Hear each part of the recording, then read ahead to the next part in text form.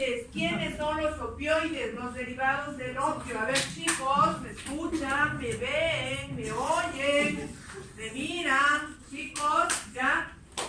Ya sí hemos hablado de los antihistamínicos. No es que a ustedes les dé sueño. Los antihistamínicos, hasta cuando uno habla de ellos, te inducen a sueños, te producen sedación. ¿Ya? A ver, ahora vamos a hablar de los analgésicos opioides. Los analgésicos opioides, desde ya el término opioide nos dice que es un derivado del opio. Ya, es un derivado del opio. En el texto siempre encontramos ya conceptos como opioide, opiáceo, ya, narcótico y muchas otras denominaciones que va en función de la legislación de cada país. Opioide es un término que nos permite entender a todos los derivados de un anillo fenantrénico y otros que son los derivados benzil-isoquinolínicos. Todos tienen diferentes propiedades, pero la mayoría de ellos se caracterizan por su acción analgésica. Dentro de los derivados fenantrénicos encontramos a morfina, codeína, tebaína, ¿ya? Que estos estructuralmente son muy parecidos con los péptidos endógenos, con una familia de péptidos endógenos que se sintetizan a partir de la proopiomelanocortina, ¿ya? Los derivados sintéticos y semisintéticos son aquellos que se obtienen por síntesis en laboratorio a partir de estos derivados naturales, ¿ya? O que estructuralmente se diseñan a partir de estas sustancias naturales, donde encontramos, por ejemplo, los semisintéticos, oxicodona, heroína no. Heroína, si bien es un derivado del opio, pero de uso o no de uso terapéutico. Su manipulación es ilícita, ¿ya? Entonces, no van a prescribir, pues, la dama no le va a prescribir a su paciente, no, vaya y administrese 10 miligramos de heroína, se va feliz su paciente, pero eso es ilegal. ¿Ya? Muy bien. Y los sintéticos, la meperidina, el difenoxilato, el fentanilo, la pentazocina. ¿En qué se diferencian? ¿Ya? Y los semisintéticos, como la hidromorfona, la heroína no, por supuesto. Los sintéticos, el levorfanol, metadona, meperidina, fentanilo y sus análogos. Otra clasificación es de acuerdo a su mecanismo de acción. Chicos, ¿me escuchan? Señor Andrade, ¿me escucha? ¿Me ve? ¿Me oye? ¿Sí? Muy bien. ¿Qué es eso de claro, caballero? Ese no es un término clínico, ni farmacológico, ni médico, ni nada. Se dice sí o no. ¿Ya? ¿Qué es? A ver, de acuerdo a su mecanismo de acción, aquellos llamados agonistas puros, donde encontramos al prototipo. ¿Quién es el prototipo aquí? Morfina. ¿Ya? Morfina. Morfina es el fármaco muy estudiado. ¿Por qué? A pesar de ser el más antiguo, sigue siendo el más estudiado. ¿Por qué? Porque es un agonista equitativo de todos los receptores opioides. Propoxifeno, codeína, levorfanol, las fenilpiperidinas, como meperidina, fentanilo y sus análogos. Agonistas, antagonistas, ¿ya? O los llamados mixtos, pentazocina, butorfanol, nalbufina. Y los agonistas parciales, buprenorfina. Y antagonistas totales, ¿a quiénes tenemos? Un antagonista total. ¿Quiénes me hicieron seminario ayer? Un antagonista total.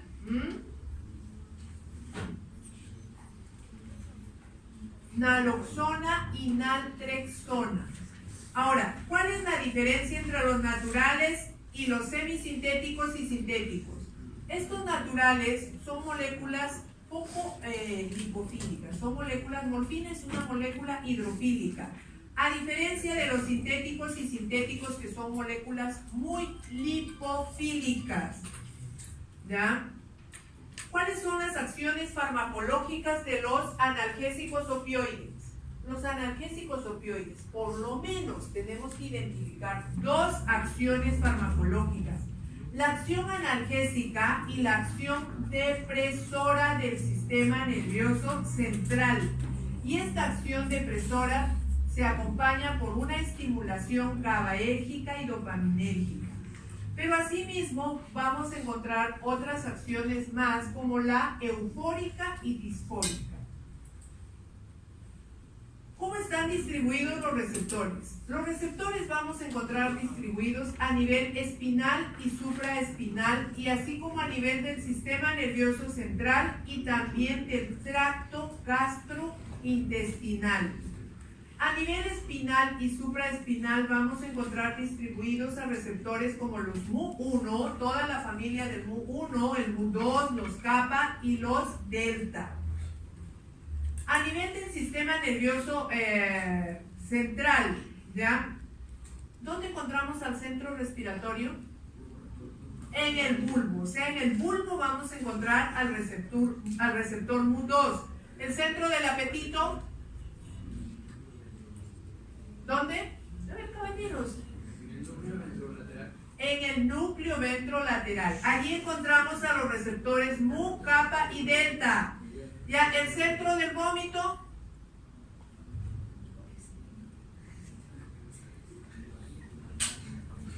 bulbo raquídeo, también receptor kappa, ¿ya? Y también, ¿ya? A nivel, ¿ya? De sustancia nigra, de tallo encefálico, vamos a encontrar a estos receptores. Por eso estimulan a neuronas, ya, GABAérgicas y dopaminérgicas. Pero en el tracto gastrointestinal también vamos a encontrar a los receptores Mu y delta, que van a estar asociados con motilidad intestinal y con secreción gástrica, ¿ya? Ahora, también vamos a encontrar ya a nivel de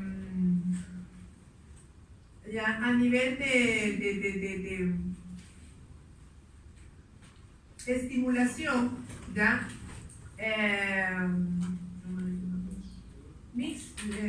De reflejo miccional, pero esto más que nada va a estar estimulado por la secreción o la estimulación parasimpática. Asimismo, también estos receptores van a influir en la regulación neurohormonal, ¿ya?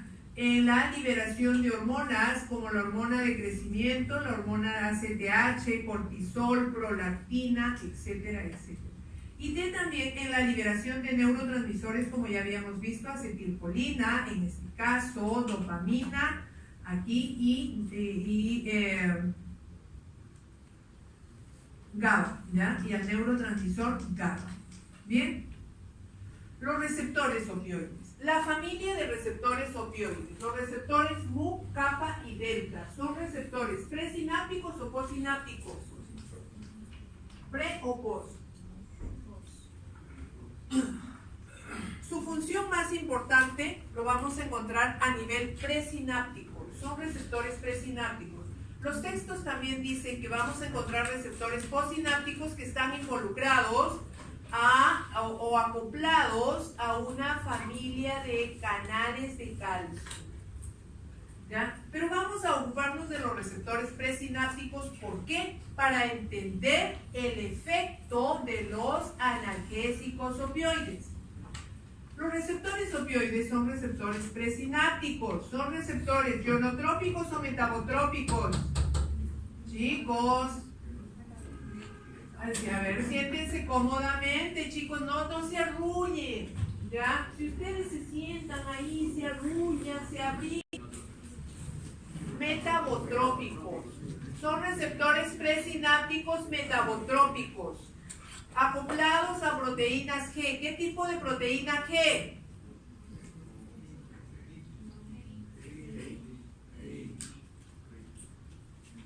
Son receptores que están acoplados a una proteína GI, ¿ya?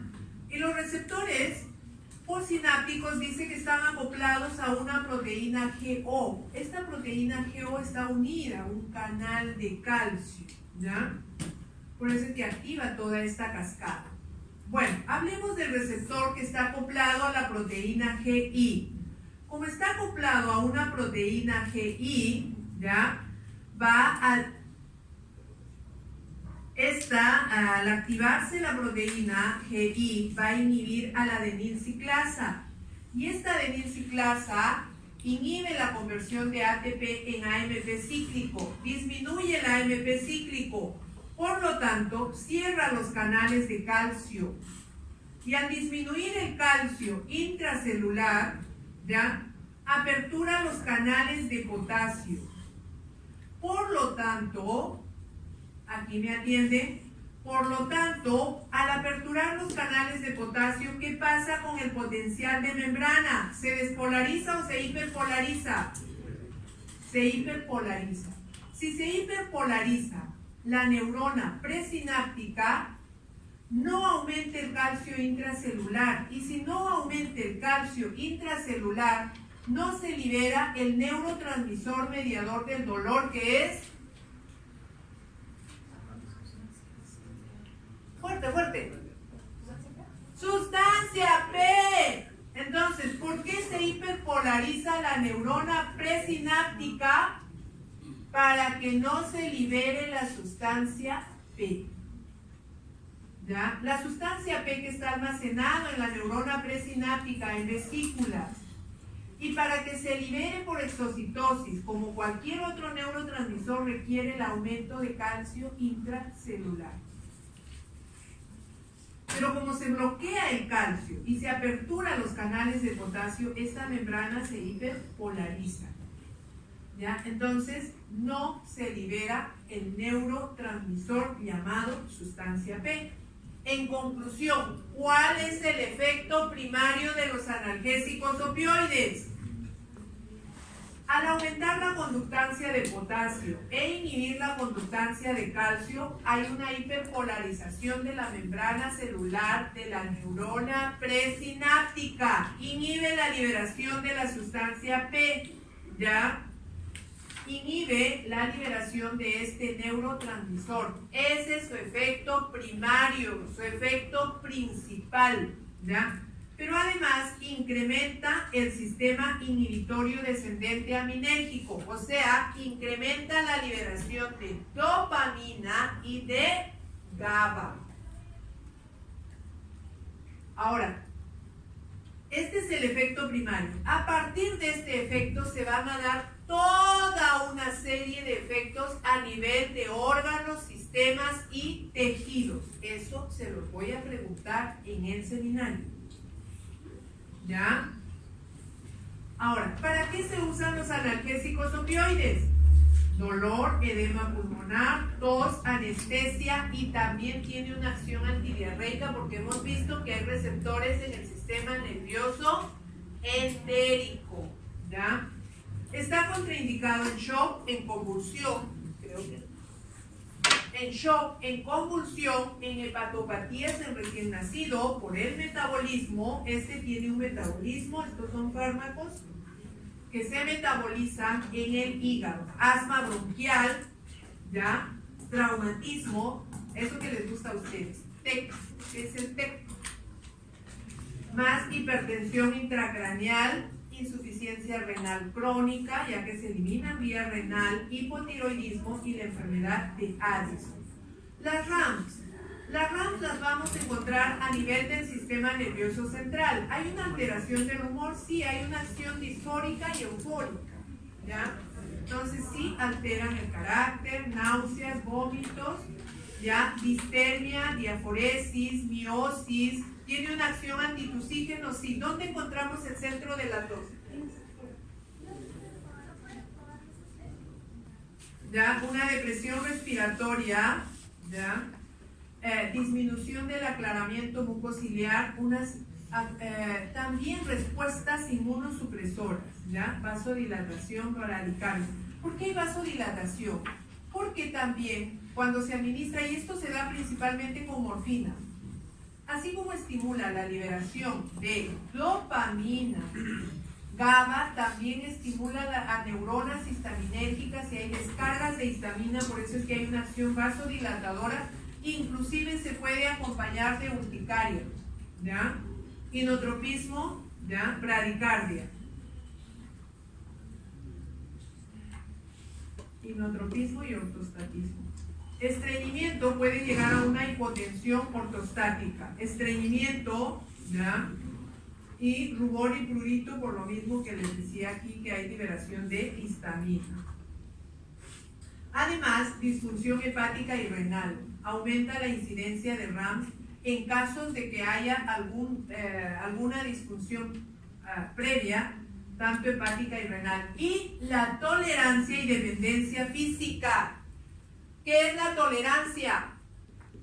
En farmacología, ¿cómo se define a la tolerancia y qué es la dependencia física?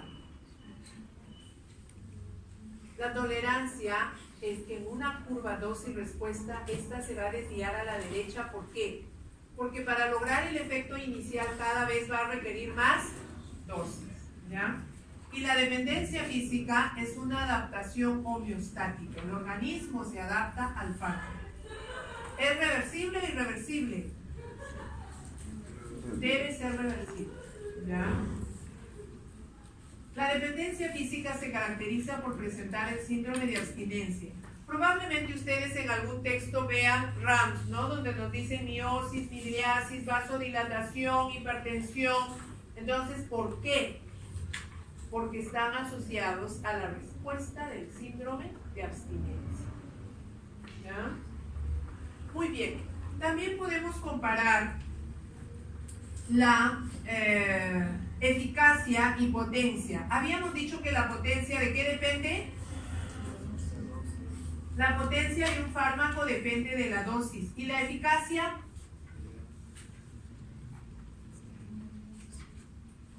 La eficacia de la RAMS.